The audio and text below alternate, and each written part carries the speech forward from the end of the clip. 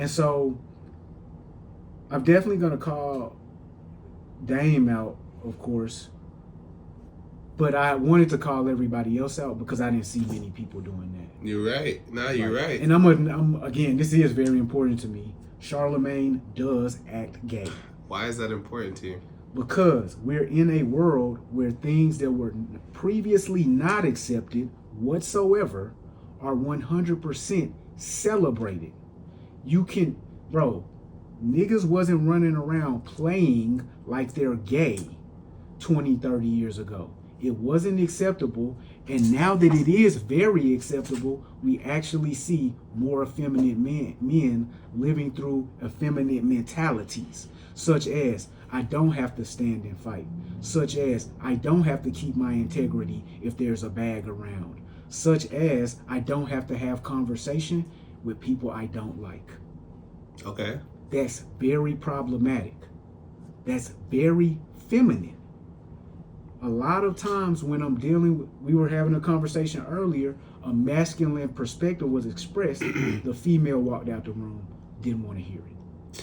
What I will say, I think you're correct. I agree with everything you just said. Gay and effeminate are not synonyms, though.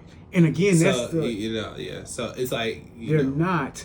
That's the problem when people can't articulate themselves well. Yeah. I never said Dame Dash was a poet or a great speaker or orator. What Dame Dash is a hustler from the street. For sure. And so he speaks like that.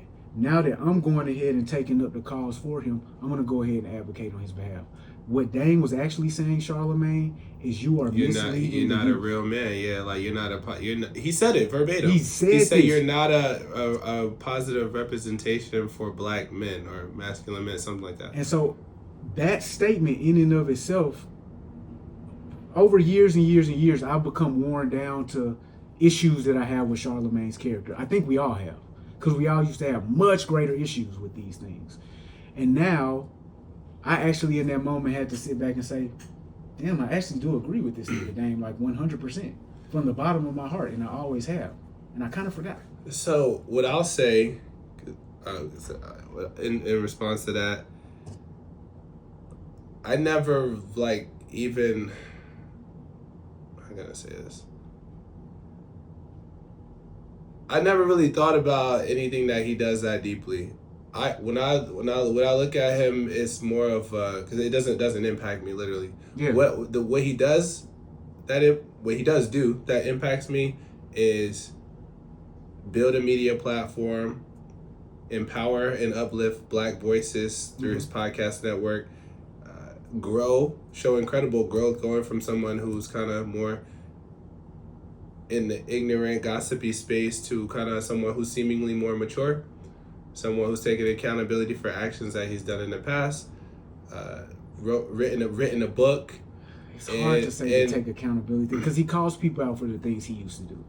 And so it's like, bro, you're actually this character that you now disguised through therapy and healing. And he's been a huge proponent of that as well, which has had a positive impact. That's a reposition, actually. Charlamagne did an excellent reposition from a trickster and a clown, a jester, a court jester, to a responsible grown man. He did a whole reposition. Right. He still gets questionable jokes off, and it's seemingly authentic, and from people that obviously that I know that work with him or know him, they speak very highly of him when he's not there.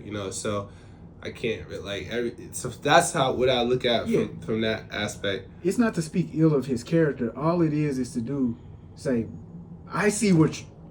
I don't know, because even on the Breakfast Club, they had people call in after the show. And one of the callers did say, yeah, Charlamagne, you do be doing that gay shit all the time.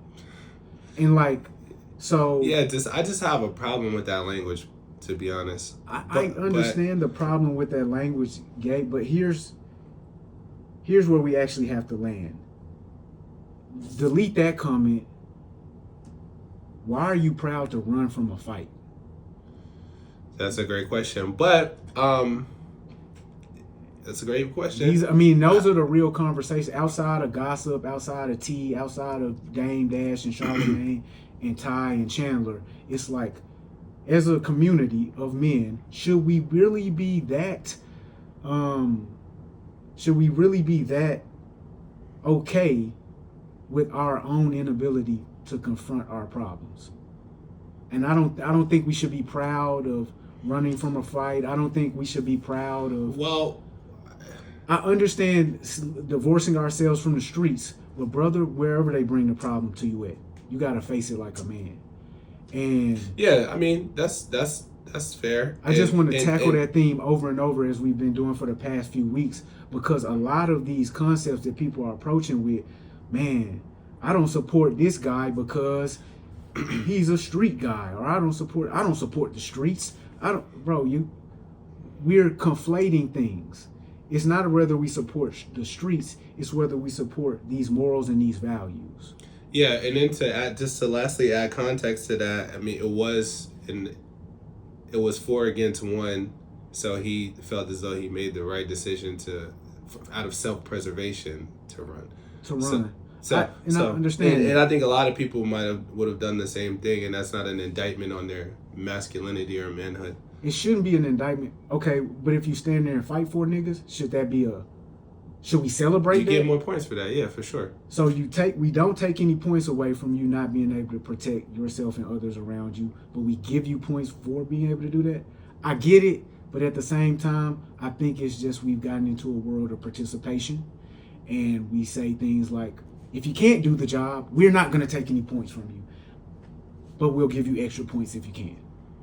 And okay. So I don't know that you want your daughters running around with that guy in the future who comes up under the concept, I don't have to defend myself if I find myself to be in an overwhelming scenario. So we'll see. The line that stood out to me the most in the entire interview was when Dame said, I'm broke. He was called broke. He said, I'm broke, but I've spent $250,000 a month on child support for the last 20 years. Let's say Dame was lying. So how am I broke? In the interview. He was lying at some points in the interview because he's not the president of whatever. So you feel like that's cap? Which one? The $250 in child support. I don't know what judge would make that nigga pay $250. Okay, because he don't even got young kids. Like, come on. Okay, bro. so all right. Maybe he does. I don't know his children's situation. Okay, that's a lot of money. Yeah. They only making bro pay 50 bands a month right now.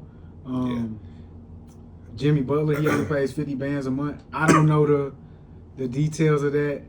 Wow. But yeah, that was it. And then whether or not he's the chairman of Revolt has not been confirmed. It's pretty much been denied. I mean, so, there you go. There was a conversation. What Dame does a lot of the time, he tells half the story or something like that. But with extreme confidence. With extreme confidence, which is what he accused them of doing. Hey. So it's just it's hypocritical. It's like, yo, at a certain point, bro, when you 50 years old, like, you feel me? Like, let it go. Niggas gotta grow up. You know what I'm saying? Everybody has to grow up and continuously evolve and be more mature, Facts. Be more emotionally intelligent, be able to have effective communication, which requires listening, active listening. Don't operate through pride. Right. Remove the ego. Right? Yeah. And disagree. You can respectfully disagree with someone, right? And articulate your point and engage in that discourse, in a way that's not immature and comes with name calling and shit like that. This is what I'll say to end that. There are certain key points in a conversation where things become clear to me what's going on. There was a point in the conversation where Envy or Charlamagne, I believe it was Charlamagne, had suggested you made hundreds of $1 million. You've had $100 million. Dame's immediate and emphatic response: never have I seen $100 million. I always put the money back. So for me, a purely arrogant individual who is merely trying to dress themselves up for the perceptions of others, they're gonna let that statement fly all day. They're gonna double down. You know I made 100. You know I made 2. That nigga was double down to say, never have I seen 100. They said 40? No. 30? No, sir. Don't believe the internet. And so when niggas do that, for me, unless they're trying to trick me specifically with that moment, it's a key to let me know how to review everything else they're saying in the conversation. And so now while I can review many things that nigga said with pure arrogance, some of the things he said with foolishness, other things he said as antagonistic or trolling, he believed everything he said. And he was honest. So I think that's where we all need to get to, as opposed to hiding behind certain perceptions that the world may have of us, and just be honest about what we're getting. If you made 100,000, let the kids know that it's not 100 million in that avenue for them. And with that level of honesty, you can't be delusional either. You can't, because you gotta mix it with humility. Because you said, because with that, if you believe everything that you say, there comes a point where there's a little delusion there. So if you believe everything you say and you saying what he said, yeah. Most people can believe everything they say with reason and be honest people. Like, he just says wild shit. Yeah. So he says really wild but shit. I mean, shout out to the Breakfast Club for another hilarious interview. I think it got 1 million views in a day. If you have a time where you're driving to work or you just want to just laugh at some shit, it's not the first one, but hey man, it's press. All press is good press. So all press is press, and we'll know more about you tomorrow, man. So y'all keep tuning in with us. Keep tapping in, you dig? Tell a friend. To tell two friends. Send it to your friends. Send it to your coworkers. Send it to your cousin, your mama. Anybody that has a deep love for our culture. You feel me? And send it to your side piece. Exactly. Until next week. Peace. All right, so Sam shit.